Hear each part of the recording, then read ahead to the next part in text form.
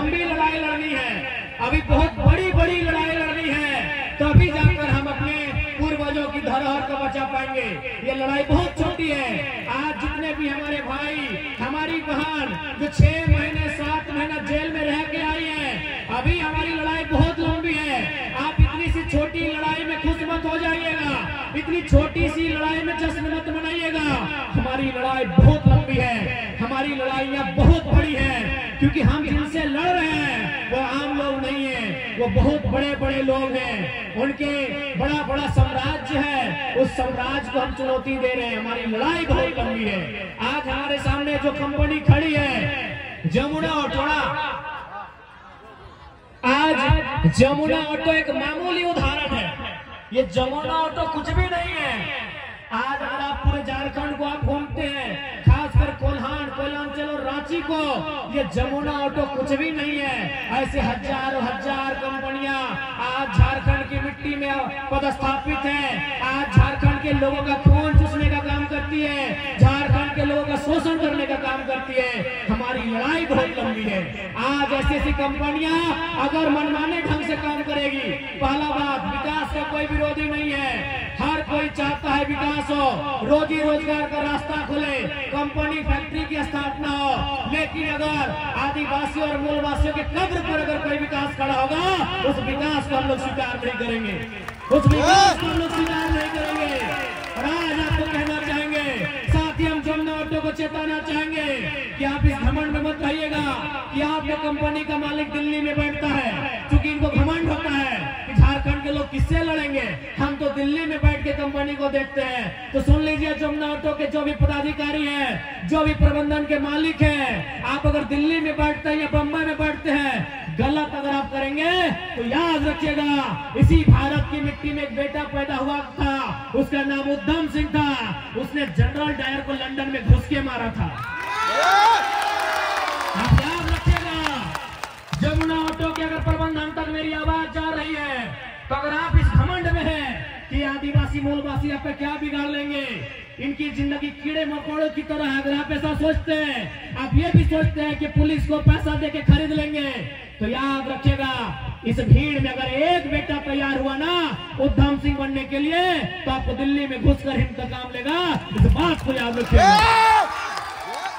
और बिल्कुल आज मैं कोल्हान की धरती से इस बात को साफ साफ कहना चाहूंगा, आज बेशक ये गांधी का देश है, इस देश को लोग कहते हैं ये महात्मा गांधी का देश है, लेकिन महात्मा गांधी को कोई नहीं मानता है, खासकर ये कंपनी के लोग नहीं मानते हैं, ये IAS IPS लोग नहीं मानते हैं, ये मिनिस्टर लोग नहीं मानते हैं महात्मा गांधी को, क्योंकि महात्मा गांधी का एक ही कथन था कि resources are made for our need, not for our greed. यानी कि अगर कोई संसाधन है वो हम सबों के लिए है, एक व्यक्ति की जेब भरने के लिए नहीं है। ये खुद नहीं मानते हैं गांधी के विचारों को। इसलिए आज हमें लगता है कि गांधी के देश में युवाओं को एक नई आंधी लेकर आना होगा, एक ऐसी आंधी लेकर आना होगा जिस आंधी में ऐसे बेईमान लोग जलकर खाक हो जाए। हमें ये तैयारी करनी होगी। आज हमें कहते हुए बड़ा दुख लगता है, आज केवल आजादी के समय ही नहीं, अलग झारखंड भी छोड़ दीजिए, अरे झारखंड अलग मिलने के बाद भी हमारी हत्याएं हुई है। उसका सबसे बड़ा प्रमाण 2007 है, जब हमारे अमर शहीद वीर सांसद सुनील महतो को 12 गोलियों से उनके सीने को छलनी किया गया था। हम कहां, इस लोकतंत्र में हम अपने आप को कहां खोजेंगे, इस गांधी के देश में हम अपने आप को कहां खोजेंगे? हमारे लिए न्याय कहां है, आप ही बताइए। अरे अंग्रेजों के टाइम लड़े थे, ये समझ में आता है। वो अंग्रेज लोग, वो गोरे लोग प्रदेश नहीं विदेश के लोग थे, वो 7 समंदर पार से आए थे, वो हमारी भाषा नहीं समझते थे, वो हमारे जैसा कुछ भी नहीं जानते थे।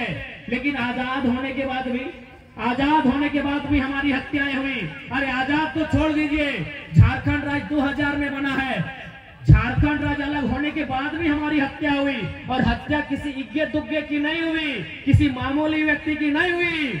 इस जमशेदपुर के, इस कोल्हान के एक वीर, एक बब्बर से सुनील महतो की हत्या हुई। अभी एक गोली नहीं 12 गोलियां दागा गया। अब बताइए, ऐसी परिस्थिति में हम न्याय कहां खोजेंगे? हम किस सरकारी दफ्तर में माथा टेकेंगे? आप ही बताइए। डीसी की हैसियत है हमारे साथ न्याय करने का? किस IAS IPS का हैसियत है? हमारे साथ न्याय करने का?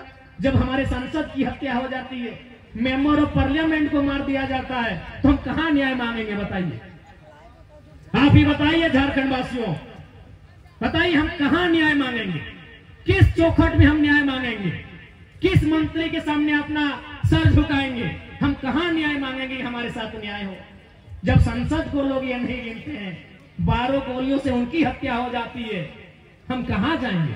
आम व्यक्ति हैं हम, बड़ी मुश्किल से दिन भर में रोजी रोजगार करते हैं, तो परिवार का भरण पोषण करते हैं। हम आम व्यक्ति हैं, हम सताए हुए लोग हैं, हम ठगे गए लोग हैं। हम किसके पास जाए फरियाद लेके?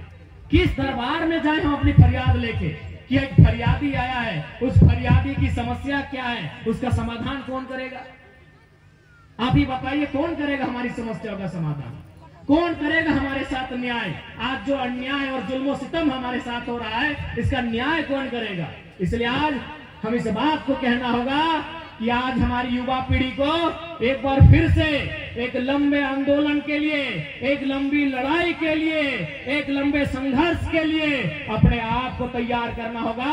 अगर हम अपने आप को तैयार करते हैं तो एक दिन निश्चय ही हमारी जीत होगी। आज जो हम इतना कर पा रहे हैं, आज जो इतना हम उनके सामने आंख से आंख मिलाकर भिड़ पा रहे हैं, तो कहीं ना कहीं हमारे पूर्वजों ने हिम्मत दिखाया था। अगर हमारे पूर्वज हिम्मत नहीं दिखाते, अगर हमारे पूर्वज इनसे लड़ाइयां नहीं लड़ते, तो आज और हम आप गुलामों की भांति अपना जीवन व्यतीत कर रहे होते। लेकिन आज हम इनसे आंख मिलाते हैं, हम जेल जाने से नहीं घबराते हैं, हम इनसे लड़ जाते हैं, कारण हमारे पूर्वज लड़े थे। इसलिए आज फिर से समय की मांग है कि अगर आज हम लड़ें और लड़ते लड़ते अगर मर भी गए, तो आने वाली पीढ़ी बदला लेने का साहस करेगी। लेकिन आज अगर लड़ते लड़ते हमने घुटने टेक दिए, तो आने वाली पीढ़ी गुलाम पैदा होगी। अभी हमको और आपको तय करना है कि हमारी आने वाली पीढ़ी गुलामी की जंजीरों में पले या आजाद हवा में सांस ले। कि हमें और आपको तय करना है कि हमारी आने वाली पीढ़ी का भविष्य क्या होगा। नहीं बताइए, आज आप पूरे झारखंड में बेशक 24 जिला है, लेकिन आज भी जिन्होंने झारखंड आंदोलन को नजदीक से देखा है, जिन्होंने झारखंड आंदोलन पर किताबें लिखी है, जो झारखंड आंदोलन को समझते हैं, उनसे पूछिएगा, वो एक ही लाइन कहेंगे, असल में आंदोलन कोयलांचल और कोल्हान में ही हुआ था। बाकी बहुत सारे क्षेत्र हैं जिनको गिफ्ट में राज्य मिला है, बुरा मत मानिएगा। बहुत सारे हमारे जिले हैं जिनको उपहार में झारखंड मिला है, लेकिन असल लड़ाई कोयलांचल और कोल्हान, क्योंकि शोषण वहां था। यहाँ स्वर्ण रेखा की नदी है तो वहां दामोदर नदी है, और नदी का मतलब कंपनी का जगह। कंपनी गजाल में नहीं लगती है, कंपनी मरुस्थल में नहीं लगती है, कंपनी नदी के किनारे स्थापित होती है। तो यहाँ थी स्वर्ण रेखा नदी, और धनबाद बोकारो में थी दामोदर नदी। यानी जो लोग बड़े बड़े सेठ लोग जिनकी नजर थी हमारी धरती पर, उन्हें दो जगह बहुत भाया, एक स्वर्ण रेखा नदी का किनारा और दूसरा दामोदर नदी का किनारा। आज अगर अन्याय की बात करें, कहीं अगर सबसे ज्यादा है तो स्वर्ण रेखा नदी का किनारा और दूसरा दामोदर नदी का किनारा। इसलिए आज हमें ऐसा फिर लगता है कि अलग झारखंड में आज 24 वर्ष हो गए अलग झारखंड का, लेकिन आज भी हमारे लोगों के पास अधिकार नहीं है। अभी एक दीदी आई थी, वो पीजीटी का किस्सा सुना रही थी, कोई जेएसएससी का किस्सा सुनाता है, कोई जेपीएससी का किस्सा सुनाता है। बताइए झारखंड किसके लिए बना? आप ही बताइए कि झारखंड राज्य को अलग क्यों किया गया था? आखिर क्या उद्देश्य था इस राज्य के अलग होने का? क्या जरूरत थी हमारे वीरों को अपने रक्त की आहुति देने की, अपने गर्दन तक कटाने की? आखिर क्या जरूरत थी? अभी बताइए। आखिर हमने ये अलग झारखंड क्यों लिया?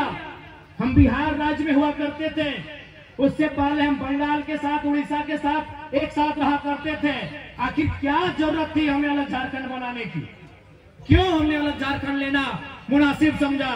कारण यही था कि जब हम लोग बिहार, बंगाल, उड़ीसा के साथ मिलकर रहते थे, तो हमारा मान सम्मान नहीं था, हमारे अधिकारों का हनन किया जाता था। इसलिए हमने ये मांग किया कि हम आपके साथ मिलजुल के नहीं रहेंगे। आप अपनी एक बॉर्डर रेखा बनाइए, आप अपनी एक बाउंड्री वॉल